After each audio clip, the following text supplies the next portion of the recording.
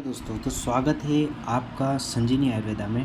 तो देखो, सबसे पहले अपन जो देखने वाले हैं वो फाइनल ईयर का जो रिसर्च और मेडिकल स्टैटिक्स वाला जो सब्जेक्ट है, यानी रिसर्च मेथोडोलॉजी, जिसका 50 नंबर का जो पेपर आता है ना, उसके बारे में अपन बात करने वाले हैं। देखो, ये रिसर्च जो सब्जेक्ट है अपने लिए एक नया ही पार्ट होता है। इसको कभी अपन ने पढ़ा नहीं होता है, जैसे कि चरक, सुश्रुत, वाग्भट से कोई लेना देना नहीं है।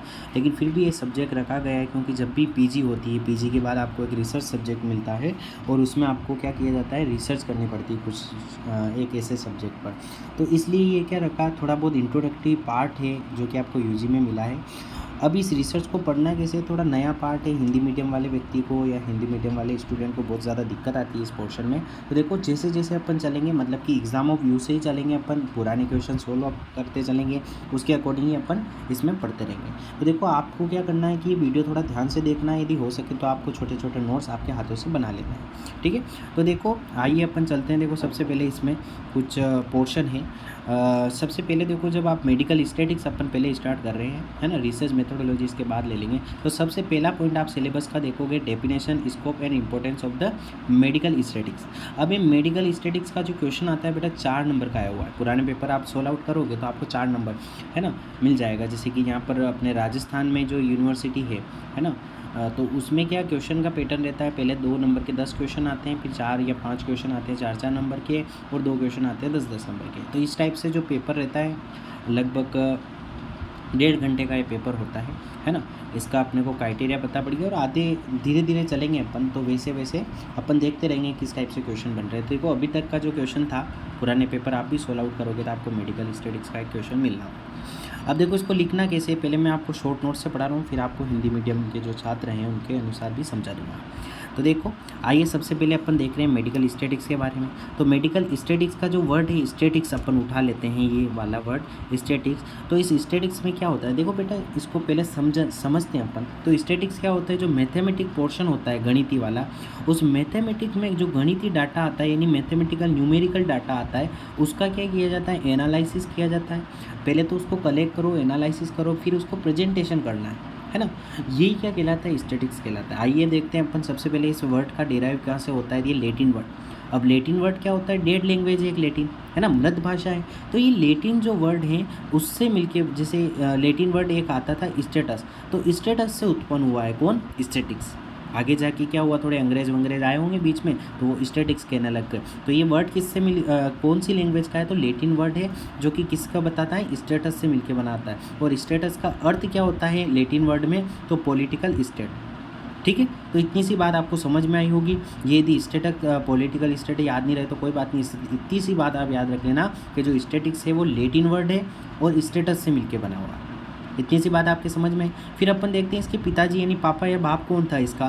तो देखो, आओ, ये स्टैटिक्स जो वर्ड है वो उनके पिताजी का नाम देखते हैं अपन, तो सर रोनाल्ड ए फिशर, है ना। तो सर रोनाल्ड ए फिशर कौन थे, इसके पिताजी, यानी फादर ऑफ स्टैटिक्स माना जाता है इनको, ठीक। आगे चलते हैं अपन, डेफिनेशन। 2 नंबर का क्वेश्चन लिख के ले लीजिए आप पुराने पेपर में, या पेपर आउट लगा लेना, ये आपको लिखना पड़ेगा, चाहे 4 नंबर का क्वेश्चन आए या डायरेक्ट पूछ ले वो मेडिकल स्टैटिक्स की परिभाषा लिखो। तो कुछ नहीं बेटा, हिंदी मीडियम वाले ध्यान रखना, इतनी ईजी सी डेफिनेशन मैं आपको बता रहा हूँ, ध्यान देना। देखो, सबसे पहले आ जाओ अपने डेफिनेशन पे, परिभाषा वाले पार्ट पे। तो देखो क्या है, the science which the deal with. अब कोई भी एक साइंस होती है ना, तो इसमें क्या कर रहे हैं अपन, देखो पहले समझा देता हूँ मैं आपको कि ऐसी साइंस है जिसमें क्या कर रहे हैं, न्यूमेरिकल डाटा, यानी गणितिकल जो अपने डाटा आ रहे हैं उनका क्या करेंगे, सबसे पहले कलेक्शन करो, इकट्ठा करो, फिर उनका एनालिसिस करो, यानी उनको समझो, फिर उनको इंटरप्रिटेशन या प्रेजेंटेशन करो। इंटरप्रिटेशन यानी उसमें कुछ बदलाव करने हैं वो करो, और फिर उसको प्रेजेंटेशन करो। तो क्या करेंगे अपन, क्या लिखेंगे, the science which deal with the, फिर क्या लिखेंगे, collection, analysis, interpretation and presentation of the numerical data, यानी जो गणितीय डाटा है उनका कलेक्शन, एनालिसिस, इंटरप्रिटेशन और प्रेजेंटेशन करना ही क्या कहलाता है, मेडिकल स्टैटिक्स या स्टैटिक्स कहलाती है। बात समझ में आई। देखो, एक बार और बोल रहा हूँ, ध्यान से सुन लेना इसको, यह वीडियो के साथ ही याद हो जाएगी, ठीक। देखो क्या है कि एक ऐसी साइंस है जिसके अंदर क्या करते हैं अपन, न्यूमेरिकल डाटा का कलेक्शन करते हैं, एनालिसिस करते हैं, इंटरप्रिटेशन और प्रेजेंटेशन करना। प्रेजेंटेशन क्यों करना, देखो कलेक्शन कर लिया अपन ने, उसमें जो एनालिसिस पढ़ना था वो सारा पढ़ लिया, जांच लिया, समझ लिया, फिर अपन ने उसमें जो बदलाव करने थे, इंटरप्रिटेशन वो कर लिया, फिर अपन उसको प्रेजेंटेशन करेंगे।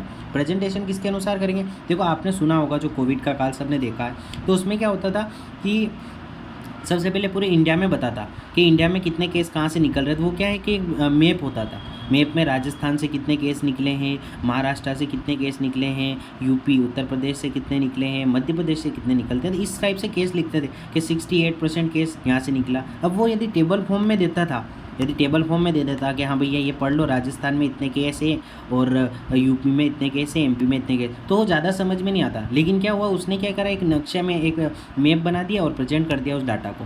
तो यही चीज़ है कि कलेक्शन किया, फिर एनालिसिस किया, इंटरप्रिटेशन किया, देन उसने प्रेजेंटेशन कर दिया इसका न्यूमेरिकल डाटा। और यही क्या थी, मेडिकल स्टैटिस्टिक्स थी। तो बेटा इसलिए ही टाइम दे रहा हूँ क्योंकि पूछी गई डेफिनेशन आपके रहम तक उतर जाएगी, पूरी अंदर तक उतर जाएगी डेफिनेशन, इस टाइप से समझा दी। ठीक है, अब आगे चलते हैं। देखना फिर टाइप्स देखो यहाँ पर जो टाइप दे रखे हैं वो बायोस्टैटिक्स दे रखा है और मेडिकल स्टैटिक्स दे रखा है।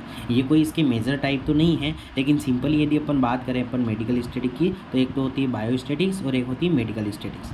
अब बायोस्टैटिक्स में क्या होता है कि देखो ना, जैसे बायोलॉजिकल डाटा एकत्रित करते हैं, जैसे कि मान लो कि कितने इंसान हैं, जानवर कौन कौन से हैं, है ना, तितलियाँ के कितने टाइप्स, तो ये बायोलॉजिकल डाटा के अंतर्गत आते हैं। अब बात करते हैं अपन मेडिकल स्टैटिक्स की। तो मेडिकल स्टैटिक्स में क्या होता है कि देखो सबसे पहले मेडिसिन, कितनी मेडिसिन है, मेडिसिन कैसे काम करती है, पब्लिक हेल्थ देख लेते हैं, क्लिनिकल रिसर्च कैसे हो रही है ना, एपिडेमिक, ये सारी चीज़ें अपन इधर बात करते हैं। तो ये इतनी बात आपकी समझ में आएगी कि सबसे पहले डेरिवेशन देखा, वर्ड कैसे बना, व्युत्पत्ति जो अपन देखते हैं, फादर कौन है, पिताजी, फादर ऑफ स्टैटिक्स, डेफिनेशन समझी, देन टाइप, इसके दो टाइप होते हैं कि मेडिकल स्टैटिक्स के, एक तो बायो मेडिकल स्टैटिक्स और एक होती है मेडिकल स्टैटिक्स। ठीक है बेटा, यही इसका 4 मार्क्स में आप लिख सकते हो, टॉपिक बना के एक पेज में आराम से आंसर पड़ जाएगा। लेकिन अब नहीं, अपन पूरी चीज़ पढ़ के चलते हैं ताकि आने वाले समय में जो भी पेपर आएगा तो वो अपने आउट ऑफ सिलेबस नहीं जाए। ठीक है, आइए आगे चलते हैं अपन। देखो यहाँ पर एक सर्टेन हेडिंग थी अपने सिलेबस की, कि जो हेडिंग थी वो थी स्कोप, है ना। तो स्कोप क्या है, देखो स्कोप अपन समझते हैं। तो सबसे पहले स्कोप अपन देखते हैं। तो देखो स्कोप क्या है, यहाँ पर स्कोप यदि समझे तो देखो बिजनेस में यानी कितने पैसे आ रहे हैं, कितना कहाँ पर लगा हुआ है खर्चा, वो सब अपन गणितीय डाटा के थ्रू अपन कलेक्ट कर सकते हैं, एनालिसिस कर सकते हैं, प्रेजेंटेशन दे सकते हैं। इकोनॉमिक्स में अपन देखते हैं, रिसर्च जो करते हैं उसमें तो बहुत बड़ा योगदान है, अपन पढ़ी उसके अंदर ही रहे हैं। प्लानिंग जो करते हैं अपन, एज की, इतने लोग की एज की ये हो गई है ना वो। और मैथमेटिक्स के अंदर कैलकुलेशन तो बहुत गजब की आती है। तो ये तो आप लिख सकते हो स्कोप को बिजनेस के अंदर, इकोनॉमी के अंदर, रिसर्च के अंदर, प्लानिंग के अंदर और मैथमेटिक्स, ये आप स्कोप के अंदर आपको लिखना है। अब देखो इंपॉर्टेंस क्या है इस मेडिकल स्टैटिस्टिक्स की, आइए वो समझते हैं। देखो तो यहाँ पर क्या याद रखना अपनों को कि ये जो इम्पोर्टेंस है, इम्पोर्टेंस क्या है, इसका महत्व क्या है इस मेडिकल स्टैटिस्टिक्स का। तो देखो सबसे पहले एनाटॉमी और फिजिकल, अपन बात किसकी कर रहे हैं, अपने मेडिकल की, तो अपन एनाटॉमी में देखेंगे और फिजियोलॉजी में देखेंगे। तो साहब एनाटॉमी में क्या है, हड्डियों की संख्या अपन देखते हैं बोन की 206 होती है, वो अपने को पता है। तो क्या ये न्यूमेरिकल डाटा है कि नहीं है ना ये। और फिर अपन फिजियोलॉजी में टेम्परेचर देखते हैं कि साहब बॉडी का टेम्परेचर नॉर्मल जो होता है वो 98.6 डिग्री फ़ारेनहाइट होता है, इतनी सी बात। अब इससे ऊंच नीच मतलब ऊपर बढ़ता है यानी इंक्रीज होता है टेम्परेचर, तो क्या माना जाएगा, फीवर है उसको, पायरेक्सिया है ना। तो हाँ फीवर है, तो फीवर है तो इससे क्या बना, एब नॉर्मल जो डाटा था उससे अपन ने पता लगा लिया क्या बीमारी हो रही। यदि बोन की संख्या अपन देख रहे हैं 206, उससे बढ़ गई बोन, तो अपन समझेंगे कि यानी ये क्या हो गया, माल फॉर्मेशन हो गया यहाँ पर। तो ये डाटा क्या बता रहा है अपने को, नॉर्मल डाटा यदि पता है तो जो पैथोलॉजी क्रिएट हो रही है वो डायग्नोसिस में हेल्प कर रही है, कर रही है। तो एनाटॉमी और फिजियोलॉजी में इसका इंपॉर्टेंट रोल है। फिर क्लिनिकल डाटा, क्लिनिकल ट्रायल में चलें तो न्यू ड्रग्स का बता सकते हैं अपन, न्यू रिसर्च की प्रोसेस जो आ रही है, जैसे सार सूत्र में कितना धागा लंबा लेना चाहिए, शस्त्र कण कौन कौन से आ रहे हैं, तो वो सारे आप स्टैटिस्टिक्स के थ्रू समझा सकते हो। फिर बात करते हैं मेडिसिन में, तो मेडिसिन में पर्टिकुलर मेडिसिन किस बीमारी में देनी चाहिए, तो line of treatment upon fix कर सकते हैं, जैसे मलेरिया का फिक्स है, टाइफाइड का फिक्स है कि नहीं है। तो वैसे ही अपने आयुर्वेदा में भी अपन कर सकते हैं, पर अभी अपन इसमें समझ रहे हैं मॉडर्न की। कम्युनिटी मेडिसिन में क्या देखते हैं, जैसे पेंडेमिक कोई बीमारी थी, जैसे कोविड का अपन ने देखा, उसका डाटा कलेक्ट किया, एपिडेमियोलॉजी का कलेक्ट किया, है ना, वो सारे आप देख सकते हो। तो आपको नॉर्मल चीज़ें याद रखनी बस, ये एनाटॉमी में, क्लिनिकल में, मेडिसिन में, कम्युनिटी हेल्थ में। और पब्लिक हेल्थ में क्या है, टेस्ट ऑफ वैक्सीन, अपन टेस्ट किए थे ना वैक्सीन के, ठीक है, तो वो कितना अटैक किया उसने, कितना डेट रेशो बनाया, जैसे कोवैक्सीन आई थी उससे पहले भी कहीं लोगों का टेस्ट की गई थी, ठीक है। तो ये चीज़ है। अब अपने आयुर्वेदा में क्या है, देखो यहाँ पर एक छोटी सी हेडिंग है, लेकिन मैं इसको वापस आपको ले चलूँगा। इसके हिंदी मीडियम वाले जो विद्यार्थी हैं मेरे से जुड़े हुए हैं, है ना, मैं खुद हिंदी मीडियम का विद्यार्थी हूँ, तो मुझे पता है कि यहाँ पर क्या क्या दिक्कत आती है। तो application of biostatics in the Ayurveda, ये डायरेक्ट ही क्वेश्चन आ जाता है कई बार तो, है ना। ये लिखो क्या एप्लीकेशन है बायोस्टैटिक्स का, तो देखो क्या है application in the DG. DG मतलब द्रव्य गुण, आपने पढ़ा होगा द्रव्य गुण में रस के भेद, गुण के भेद, वीर्य के भेद, विपाक। तो ये भेद है कि नहीं, तो क्या वो भेद जो थे वो न्यूमेरिकल है कि नहीं है साहब, यानी संख्यात्मक है कि नहीं है। तो ये इसका बिल्कुल अच्छा यूज़ है, एप्लीकेशन है अपने इसमें डीजी में। रचना शरीर में क्या आपने पढ़ा कि नहीं पढ़ा, अंजलि प्रमाण, है ना, अंगुल प्रमाण पढ़ा कि नहीं पढ़ा। यदि अंजलि प्रमाण आपको याद रखने में दिक्कत होती हो तो आप मेरे जाकर प्लेलिस्ट में जो एनाटॉमी वाला है उसमें जाके आप अंगुल प्रमाण को आराम से याद कर सकते हो, है ना। अंगुल प्रमाण, अंजलि प्रमाण, वहाँ पर बहुत स्ट्रांगली मतलब कह सकता हूँ मैं ट्रिकली आपको आपके रहम तक उतर जाएगा। इतना अच्छा वीडियो मैंने आपको बना रखा है, कैसे याद करना है उसको, और ट्रिकली याद करना, मतलब ट्रिक भी ऐसी नहीं है कि भैया भूल जाओ, है ना। तो वो चीज़ याद रखने वाली बात है कि कैसे कैसे याद रखना है। आप वहाँ जाके वो वीडियो भी देखना ताकि आपको एक हेल्प हो सके। तो अंजलि प्रमाण और अंगुल प्रमाण यहाँ पर पता है, जो कि एक गणितीय डाटा को बताता है। ये भी किससे संबंधित है, मेडिकल स्टैटिक्स से संबंधित है। क्रिया शारीर की बात करूँ, यानी एप्लीकेशन ऑफ द क्रिया शारीर, तो क्या है दोष, धातु, मल, भेद। तो दोष, धातु, मल के कितने हैं, दोष कितने हैं 3 या 2, शारीरिक और मानसिक। फिर धातु की बात करें 7 धातु, मल 3 होते हैं, है ना। 10वीं परीक्षा किस में आती है, क्रिया शरीर में आती है। काय चिकित्सा की बात करें तो यहाँ पर क्या आता है, बहुत अच्छा डायग्नोसिस है, मेडिसिन कैसे देनी है ना, वो सारे अपन यहाँ पर पढ़ते हैं। देखो इसको वापस मैं बताऊंगा, लेकिन एक सुपरफिशियली आइडिया आपको हो चुका है। तो क्या क्या पॉइंट बनाए थे अपन ने, वो सारे आप लेके चलना। देखो बेटा आओ वापस अपन देखते हैं कि हेडिंग आ जाती है, कई बार छोटा सा क्वेश्चन आ जाता है, तो वो अपन देखते हैं कि स्टैटिक्स इन आयुर्वेदा, आयुर्वेदा में स्टैटिक्स का क्या महत्व है, ये कहाँ पर आई है। तो देखो आपने सबने सुना होगा, चरक में एक श्लोक आता है, संख्या शात गणितम। गणित किससे बोलते हैं, संख्या को, जो न्यूमेरिकल डाटा होता है उसको मैथमेटिक्स बोलते हैं, गणित कहते हैं। बात समझ में, तो ये बात अपने चरक ने बोली। अब चरक ने ये बात बोली तो क्या गणित के जो वर्ड आते हैं, जो मैथमेटिकली आती है या संख्या आती है, वो कहीं ना कहीं अपने स्टैटिक्स में पढ़ रहे कि नहीं पढ़ रहे, पढ़ रहे हैं। तो ये श्लोक क्यों नहीं, क्यों अपन यहाँ लिख सकें, है लिख सकते हैं, बिल्कुल लिख सकते हैं। तो संख्या शायद गणितम ये चरक बोलता है, और संख्या जो वर्ड है न्यूमेरिकल डाटा वो अपने स्टैटिक्स से संबंधित होता है। इसी प्रकार यदि मैं बात करता हूँ, जैसे संभाषा, 7 संभाषा हुई है, 4 संभाषा सूत्री स्थान में हुई है, तो वहाँ पर क्या ऋषि आते हैं, 53 ऋषि आए, 8 ऋषि आए, 9 ऋषि आए, ऐसे आते हैं कि नहीं आते हर एक संभाषा में।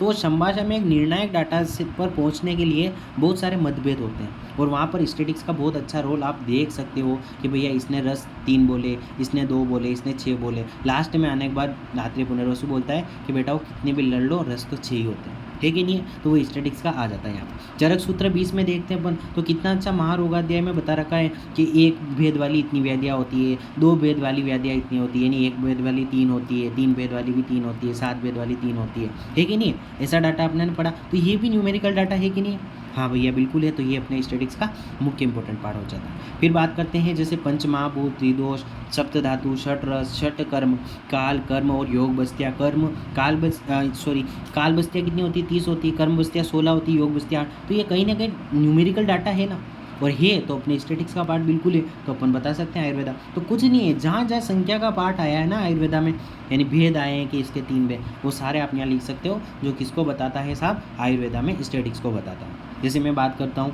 कि संचय, निर्णय, योग, युक्ति, प्रतिज्ञा, ये सारे वर्ड आते हैं अपने आयुर्वेदा जब पढ़ते हैं ना संहिता, तो यहाँ ये कहीं ना कहीं अपने इसमें स्टैटिक्स से संबंधित होते हैं, क्योंकि स्टैटिक्स में अपन प्रोबेबिलिटी पढ़ते हैं, जो संचय है, डिसीजन पढ़ते हैं जो कि निर्णय को बताता है ना, अरेंजमेंट जो कि योग को बताता है, प्लानिंग बताता है युक्ति प्रमाण को, है ना, हाइपोथेसिस प्रतिज्ञा को बताता है। तो ये कहीं ना कहीं है कि नहीं अपने रिलेटेड कर पा रहे हो कि नहीं पा रहे हो। तो यार इतना सारा लिखने का मैटर है, जो अपने को याद है ना उसको किस प्रकार से यूनिफॉर्म लिखना है, मैं आपको सिर्फ वो बता रहा हूँ, मैं कोई आपको पढ़ा नहीं रहा हूँ, है ना, मैं सिर्फ आपके पूर्व जो ज्ञान है उसको स्मरण करवाते हुए मैं आपको बता रहा हूँ क्वेश्चन किस टाइप से आएगा और कैसे आपको लिखना है। देखो दोस्तों, यदि आपको ये वीडियो अच्छा लगता है तो जाने से पहले क्या करना, मतलब वीडियो देखने के बाद आप एक तो लाइक कर देना, क्योंकि यार थोड़ा बहुत कॉन्फिडेंस आता है अगला वीडियो बनाने में, ताकि जल्दी से वीडियो आ जाए। और लाइक करके ज़रूर जाना, प्यारा सा एक कमेंट छोड़ देना, हाँ भाई अच्छा लगा हो या कुछ अपडेट करना हो इस वीडियो में तो भी हमें बताना, ठीक है। तो आओ अपन आते हैं इसमें एक बार हिंदी मीडियम के जो विद्यार्थी हैं उनको नोट्स की थोड़ी दिक्कत आती है, तो अपन वो भी अपन बात कर लेते हैं। देखो ये नोट्स भी आप स्क्रीनशॉट ले सकते हो, है ना, या मुझे मेरी पर्सनल ईमेल आईडी है उस पर भी मुझे क्या कर सकते हो, मेल कर सकते हो। देखो सबसे पहले अपन ने क्या देखा, डेफिनेशन देखी थी, है ना। मैंने आपको अलग अलग बताया डेफिनेशन अपन देखते हैं। तो स्टैटिक्स क्या है, जहाँ पर न्यूमेरिकल डाटा, संख्यात्मक डाटा का कलेक्शन करते हैं, एनालिसिस करते हैं, इंटरप्रिटेशन करते हैं और प्रेजेंटेशन देते हैं। मैथमेटिक की एक शाखा है, पता ही है ना। वो अच्छे से डेफिनेशन आपको वहाँ याद कर ली तो वो ही याद हो गई। अपने हिंदी इंग्लिश कुछ नहीं है, वहाँ पर अपने ने पिताजी की भी बात कर ली थी, ठीक है। वहाँ जो पिताजी याद किए थे वही पिताजी सब जगह लिखना है। अब देखो कॉन्सेप्ट ऑफ स्टैटिक्स के क्या कॉन्सेप्ट होते हैं, देखो इसमें है कुछ नहीं है। यहाँ क्या लिख रखा है, स्टैटिक्स एक टर्म है जिसका उपयोग किसी प्रक्रिया या प्रोसेस को समराइज़ करने के लिए किया जाता है ना। क्योंकि विश्लेषित डाटा होता है, बहुत ज़्यादा इलोबरेट हो रखा है, उसको अपन स्पष्टीकरण या एक समरी के फॉर्म में लिख देते हैं कि भैया। अब देखो वही यदि टेबल बनी होती थी कोविड के डाटा की कि भैया यूपी में इतने केस आए उतने, तो कोई समझ में थोड़ी आता। लेकिन उसने क्या बना दिया, एक ग्राफिकल फॉर्म में या कह दूँ मैं कि मैप की फॉर्म में आपको बता दिया, है ना। और आजकल तो न्यूज़ वाले बहुत अच्छे से बताते हैं कि भैया यहाँ पर इतने वोट पड़े ना, अभी तो वोटिंग की लिस्ट आने वाली है ना, वोट पड़ने वाले हैं, तो वो सारे अपने को पता पड़ जाएगा कि भैया ये काय का मैप से बता रहे हैं अपने को स्टैटिक, तो वो स्टैटिक ही है।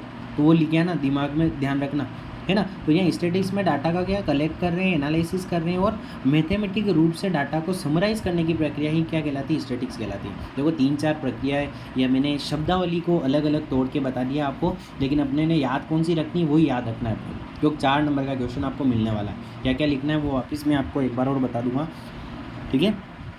अब उसके बाद बात करते हैं रिलेवेंस क्या है। तो देखो स्टैटिक्स की एक महत्वपूर्ण घटना है जहाँ पर बेहतर सटीक विवरण प्रदान करने में मदद मिलती है। कि यहाँ पर क्या है कि जो डाटा है वो इधर उधर बिखरे होते हैं, तो उनको एक यूनिफॉर्म तरीके से जमा के अपन सटीक तरीके से समझ सकते हैं, है ना। स्टैटिक्स अध्ययन के लिए किसी भी क्षेत्र में सांख्यिकी जांच की उचित कुशल योजना बनाने में मदद करती है। स्टैटिक क्या करती है, क्वांटिटेटिव डाटा को एकत्र करने में भी मदद करती है, ठीक है। 3-4 चीज़ें यहाँ से याद रख सकते हो। आप क्या कर सकते हो, उसको टेबुलर फॉर्म में, डायग्रामेटिक, ग्राफिकल डाटा को प्रेजेंट कर सकते हो। किसकी सहायता से, स्टैटिक्स के कुछ सॉफ्टवेयर होते हैं या, है ना, स्टैटिक्स की सहायता से। यहाँ पर क्वांटिटेटिव ऑब्जर्वेशन जो किया था, क्वांटिटेटिव डाटा था, उसको किसी भी फिनोमिना या कोई घटना घटी है उसको आप क्वांटिटेटिव ऑब्जर्वेशन को भी प्रेजेंट कर सकते हो। हाइपोथेसिस को समझा सकते हो, है ना, स्टैटिक्स से। तो जो आपने सोचा ना कैसे कैसे मैं ये करूँगा, मतलब रिसर्च, वो समझा सकते हो। तो 2-4 पॉइंट यहाँ से उठा लेना। और स्टैटिक्स इन आयुर्वेदा की बात करें, देखो मैंने सारा आपको लिखा दिया कि संख्या शब्द आयुर्वेदा में, जैसे संख्या शायद गणितम, ये चरक ने बोला था, तो यहाँ संगोष्ठी हुई है ना, पंचमहाभूत षटकम, ये सारा मैंने आपको बता दिया, ठीक है नहीं।